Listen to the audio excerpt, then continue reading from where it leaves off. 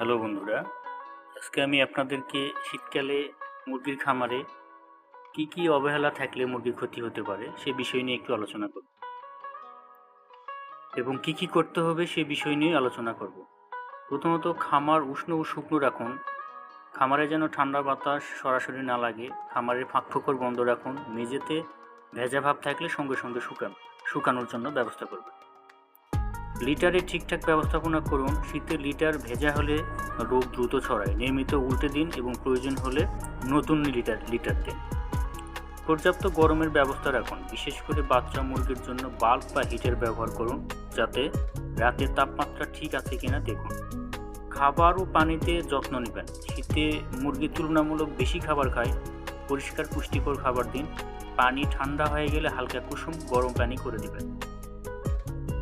ভিটামিনের ও ইলেকট্রোলাইটের ব্যবস্থা নেবেন। ঠান্ডাজনিত স্ট্রেস কমাতে ভিটামিন সি, মাল্টিভিটামিন ও ইলেকট্রোলাইটের খুব উপকারী। রোগ প্রতিরোধ ক্ষমতায় সতর্ক থাকুন। শীতে সর্দি, নিউমোনিয়া, শ্বাসজনিত সমস্যা বেশি হয়। এ সকল ক্ষেত্রে ভ্যাকসিন শিডিউল ঠিক রাখুন এবং অসুস্থ মুরগি থাকলে সেগুলোকে আলাদা করুন। সংক্ষেপে বলতে গেলে শীতে উষ্ণতা, পরিষ্কার পরিচ্ছন্নতা আর পুষ্টির দিকে বেশি নজর দিতে হবে, তাহলে ক্ষতি কমবে এবং উৎপাদন ঠিক থাকবে।